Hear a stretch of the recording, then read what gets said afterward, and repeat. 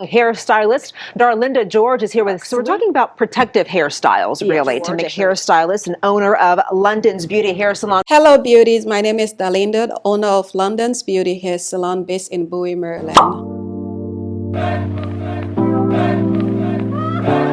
Hello beauties, welcome back to my channel. I'm here today with my beautiful model and she's going to be telling us what hairstyle we're going to be doing today. Hi, I'm Ayana and today I'll be doing the knotless braids inspired by Jhené Aiko. And today we're going to be talking about books. Exciting books. And if you are new to my channel, don't forget to like, don't forget to subscribe. And always remember, never stop learning. Stay tuned.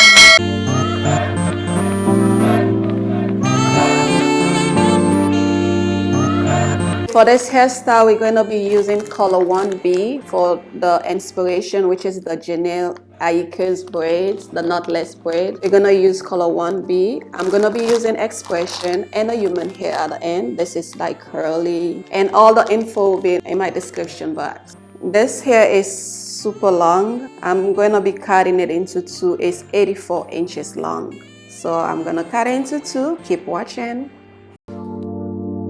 And this is very easy when you already line the hair like this, because the knotless braid, it's a lot of work, but once you prep your hair in this manner, it's easy to just start working on your model.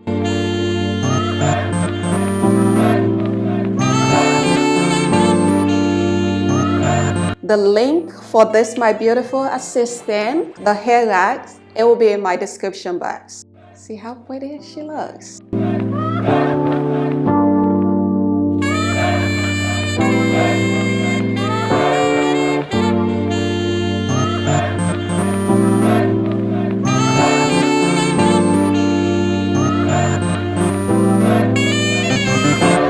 For this hairstyle, I'm going to be using the sham gel. The reason why I'm going to use that is help to control the flyaway. As you can see my model's hair. So when you use this gel, it helps to keep the hair in place. Then I'm going to create my line, my pattern. And it's good to use this comb because it helps you to create your line very easy, as you can see. Just my personal preference. So it gives you a straight, clean line.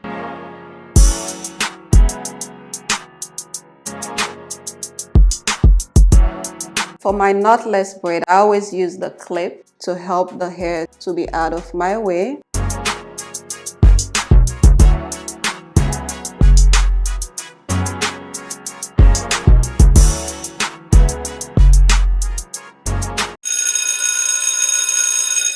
I'm going to start off with my model's hair, then I'm going to be fitting in the hair.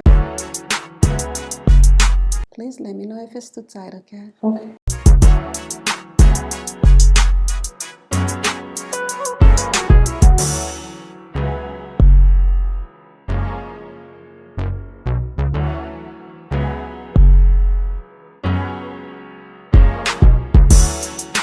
I'm going to just braid it all the way to the ends, just like regular braids.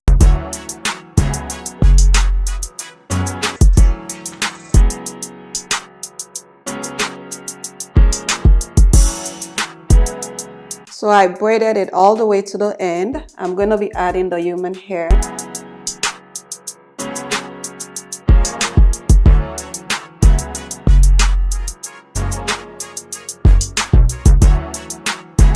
So I'm going to seal the end with a nail glue right here.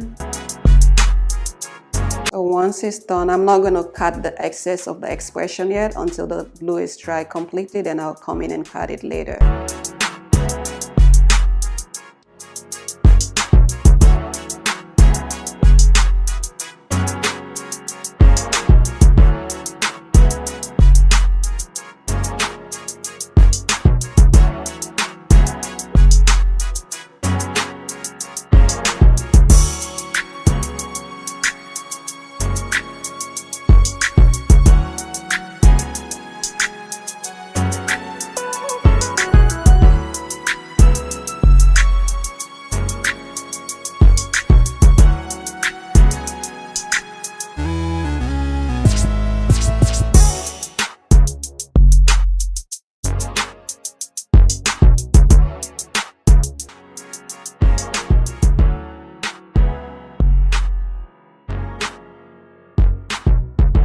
I braided it all the way to the end. I'm going to be adding the human hair.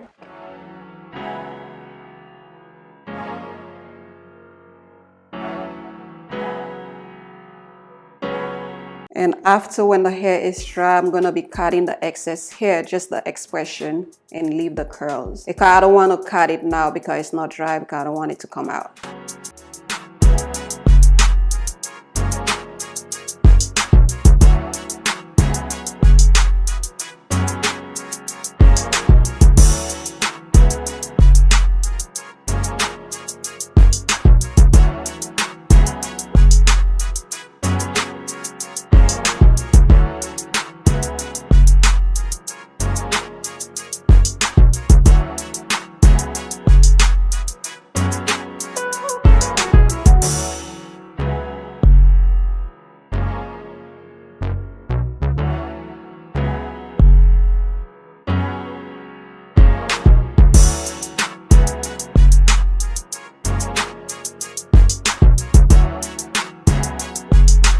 So now my glue is completely dry. I'm just gonna cut the excess hair, which is the expression.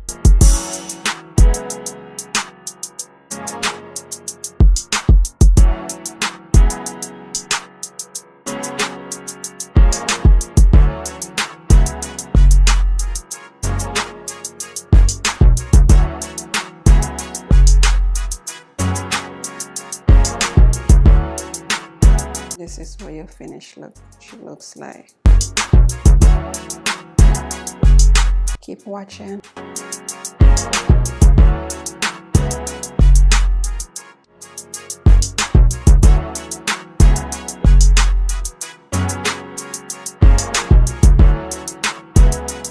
It was so cozy and comfortable. I was like in and out of sleep.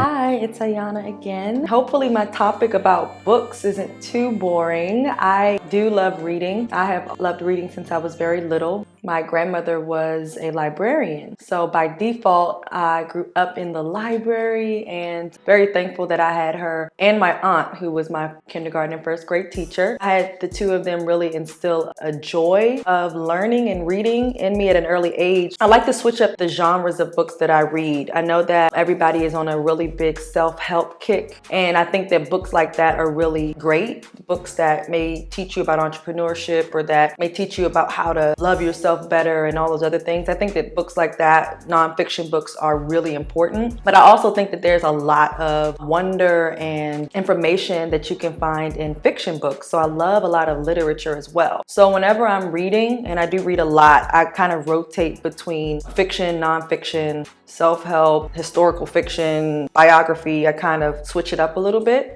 We're gonna do a year review of books for 2019 as we're ending this year. I started the year reading Michelle Obama's Becoming, and if anybody has a copy of that book, you know how massive it is. It's about 400 pages, I think. And it is, of course, Michelle Obama's life story so far. I really wanted to read that book because I do believe that Michelle Obama is kind of like America's mentor, if you will. Everybody loves Oprah, but it seems like Michelle Obama really has caught the attention of a lot of people. So I really liked reading her book just to hear about her story, her humble beginnings, her ordinary beginnings. And I got a few things from the book. One of them was, it doesn't matter where you're born, what family you are born into, you have the power to really control your narrative. Her book taught me a lot about focusing on what you can control, like being on time, studying, reading, and not to focus so much on the things that you couldn't control, like maybe you couldn't afford to go to a particular school school, but you could afford the time to study to get a scholarship to be able to afford whatever school you wanted to go to. So I like that she talked a lot about that. Also loved what she had to say about her developing relationship with her then boyfriend, Barack Obama. She even dropped some really big relationship nuggets at Essence Fest this year. She was a speaker, and I know that I saw a lot of clips from that circulating because she was really giving some tips to women on like what to look for in a spouse and how to not, discount someone because when you meet him, he isn't driving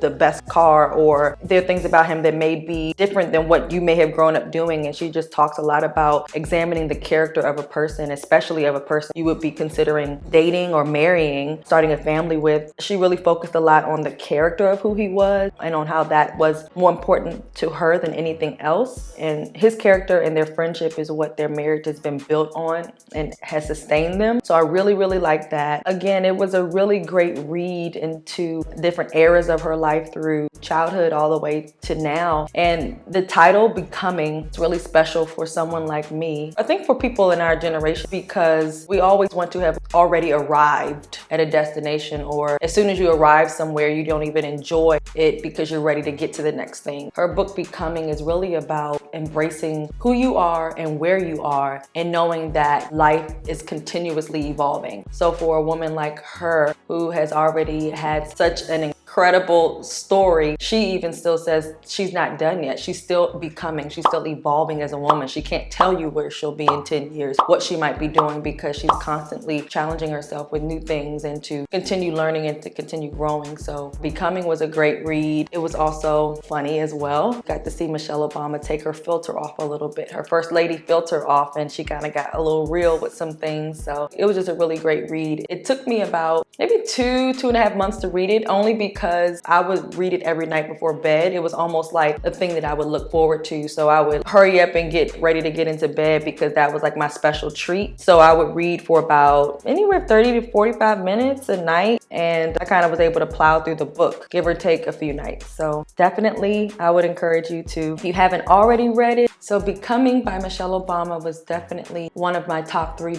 books that I read in 2019. The second book that I absolutely could not put down was a book called The Water Dancer by Ta-Nehisi Coates. It was actually selected as Oprah Book Club choice this year. And if you don't know who Ta-Nehisi Coates is, he's an incredible writer, author, and really just a cultural critic. He speaks a lot about race relations in America. And you may have heard of his writing from his book Between the World and Me, and also his essay, The Case for Reparations, where he actually testified before Congress about the possibility of reparations for African Americans from slavery and how other countries have done it. Small pockets of the United States, it has been done for different groups of people. So he's just really amazing. He's written a lot, all nonfiction. His writing is from a journalistic standpoint, essay standpoint, but he took a stab with writing his first novel, which was nonfiction. And he said it took him about 10 years really to write it because he was doing so many other things in between. So The Water Dancer is this incredible story that's actually set in antebellum South during slavery. And I got a chance to see him, an author talk at the Lincoln Theater here in Washington, D.C. when his book was released. And he was really adamant about dispelling any sighs or eye rolls about his book being set during slavery, because I think that there's some back and forth in the Black community between feeling like we don't need another slave story or slave movie versus other people feeling like, no, it's important to keep telling our stories. So he talks a lot about how what makes his book different, because there are so many books written about that era, is that he uses the word slave in his book probably like 3 times total. He comes up with a different name. He calls those who are enslaved the tasked, like T-A-S-K-E-D. And he wanted to kind of remove the word slavery so that we could see them as people instead of just objects. And instead of focusing on the physical brutality of slavery, he really wanted to approach it from a family separation standpoint. So his book really was about the effects of being separated from your family and how sometimes that was more severe than even the physical brutality of slavery. His book book, it revolves around the main character of the story who has a superpower, if you will. His superpower is his memory. He has a photographic memory, and his ability to remember the past rather than forget it is this power that allows him to help escape slavery and as well as help free other slaves. There's a little bit of mythicism in the book because there is magic in the sense that, again, this main character, he uses his ability to remember a lot of the horrible things of the past instead of forgetting them. That is the thing that propels him forward. And so I really love that he was trying to drill that message home about, even if it's not a good memory, all memories are useful. So don't discard the bad, because if we keep retelling our history, then we're bound to not repeat it. So I really love that book. Oh my gosh. He even had a huge women empowerment piece in the story. One of the love interests of the main character, who was also an enslaved woman, she has so many parts of the book where she talked about not wanting to be free just to be bound again to another man, but just letting her love interest know that, hey, if you do escape with me into freedom, or if you do help me be free, it is my decision on whether I would want to start a life with you. So it was just a big female empowerment theme in the book as well, in terms of women not being objects and having the freedom to choose their destinies. And so The Water Dancer was an incredible book that I'm probably going to read again. I would recommend a book called Ordering Your Private World by Gordon MacDonald. I was able to read that book through my women's small group through my church, and it's actually the top read for me in 2019 because it dealt so much with our internal self. So Ordering Your Private World is about really figuring out the state of your heart, the state of your mind, and how that affects your public world, which is your relationships and your family and your job and your appearance and all those other things. The book really walks you through different things like time management and how important it is to take the time to be before the Lord and to have that relationship solid so that you have something to pour out to others. We talked a lot about balancing relationships and friendships, and also what it can feel like in our society to have a demand. You always seem like you're producing something, or you're posting a lot, or you're doing these things. And so his book was incredible. I recommended it to not only other women, but also even men too. I told my fiance.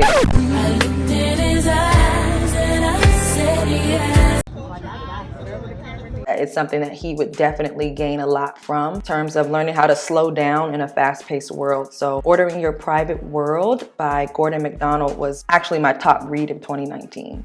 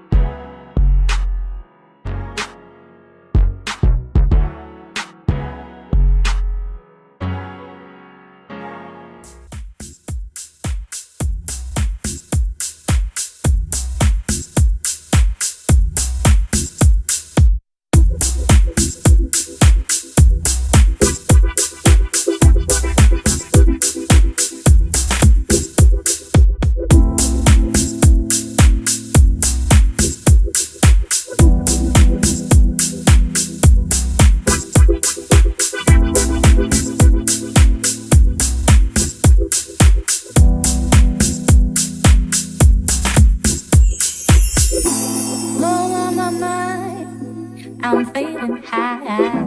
My money's gone. I'm all alone. To my shoes, the world keeps turning. Oh, what a day. What a day, what a day. These are blessings manifest with every lesson learned. If your knowledge were your wealth, then it would be well earned. If we were made in his image, then God